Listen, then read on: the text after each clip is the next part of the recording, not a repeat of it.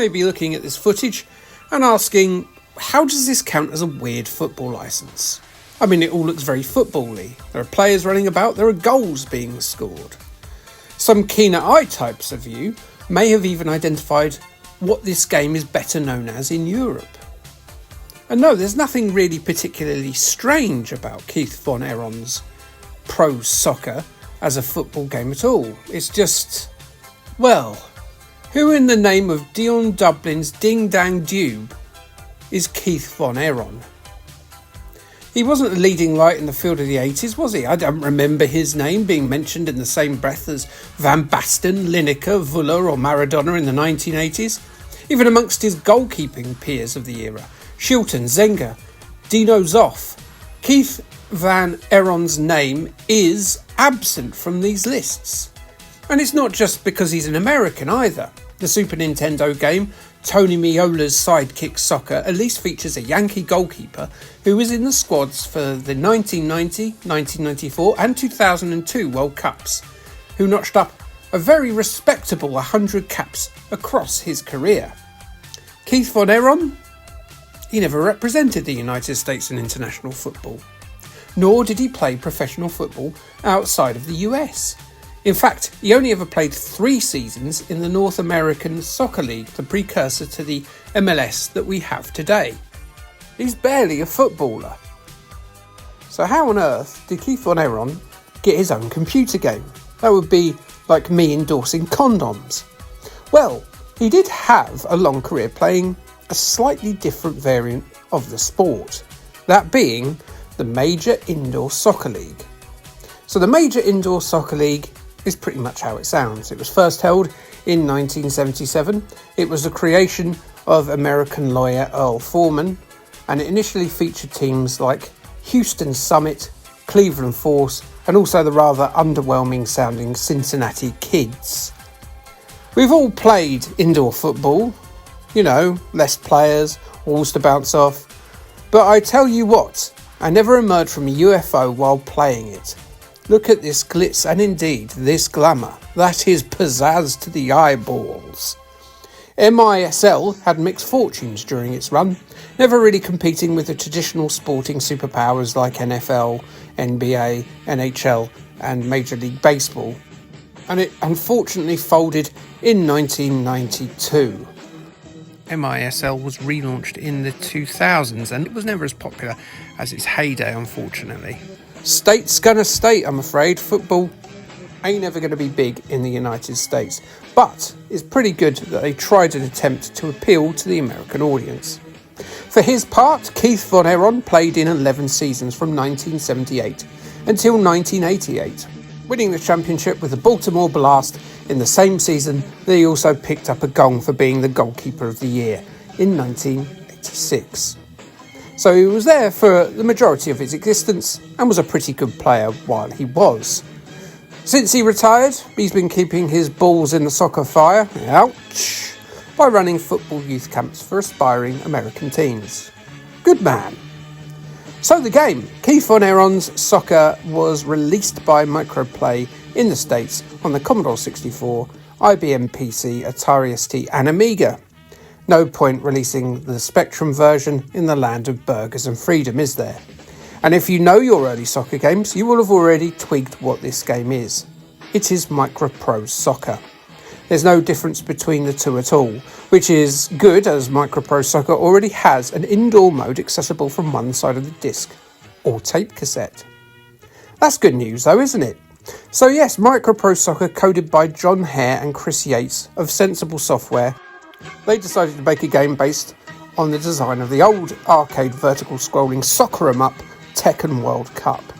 Now, of course, Sensible Soccer would go on to be one of the greatest exponents of the genre possible. And here we get to see its nascent beginnings. This is how it all started out.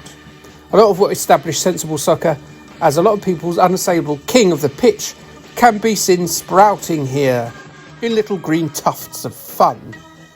The players dart around at full pelt with the ball and do Roy Keane-esque sliding, scything tackles if they don't have the ball. The ball sticks to the players' feet a lot more than in the Sensible Soccer efforts, but it definitely feels like a proto version of that game. You can see it from the first screen, with the match and tournament options laid out very much like they would be in the beloved later entries of the franchise, including this option, which unfortunately doesn't feature Fred Truman introducing bar billiards. International teams are the order of the day for the proper 11-a-side version on the other side of the disc, whereas the indoor team will have you visiting the various US cities Keith did. You can make your own player profile with your own kits as well. The indoor and international modes do play slightly differently due to the smaller size of the pitch, the fact that there's less players, and the fact that there's walls you can slam the ball into and do a cheeky 1-2 before netting past that stranded goalkeeper. This part of the game is really good fun, and there's not a lot out there like it, especially on the old 8-bit computers. While you can see the shoots of Sensei's flawless gameplay, they're not quite there with making the beautiful game fully beautiful though. You can tell it's going to be a bit of a looker when it matures, but it sure isn't hit that sensible soccer puberty yet. The one-button play was always a struggle with the micros, and I had it figured out by the time that Sensei was out. In Micro Soccer though, that one button has many functions based on how long you hold the button and moving the stick in a direction, which can feel mightily unwieldy at times. You can end up passing when you're meant to shoot and vice versa. And unlike Sensei, it's not nearly as responsive as that game, unfortunately. The bigger issue though is that due to the game being that much more zoomed in than Sensible Soccer, it's difficult to plan your attacks and retaliate when your opponent is zeroing in on your goal, especially when you have to control the keeper. Now, seeing as there's a keeper on the front cover, you should probably feature some sort of control of that particular profession. But playing as a keeper in a football game is always a recipe for disaster in my opinion, especially when control is switched suddenly from your centre-back to your custodian, dragging him massively out of position and leaving a nice open wide goal for even the most incompetent striker to simply slot into. Still, enough with the negatives. On the Commodore 64, you simply won't find a better soccer game, especially if you're playing with chums rather than against the computer. It's packed full of options, it's smooth, and it's slick, and it's proto-sensible soccer for all the family. Another thing the game has is the replay mode, which may not seem much today, but it was absolutely revolutionary back in the 80s. The C64 version even has this effect where it looks like someone's rewinding the video. How cool is that?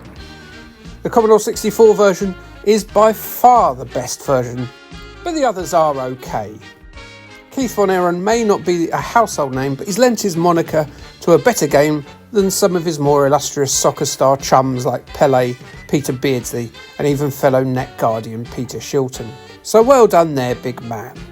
CMVG reviewed the Commodore 64 version under its Micro Soccer moniker in November 1988, giving it a whopping 95% and saying Micro Soccer is without doubt one of the greatest 64 games to date, and I don't expect we'll see anything quite as good for some time to come. Miss it at your peril.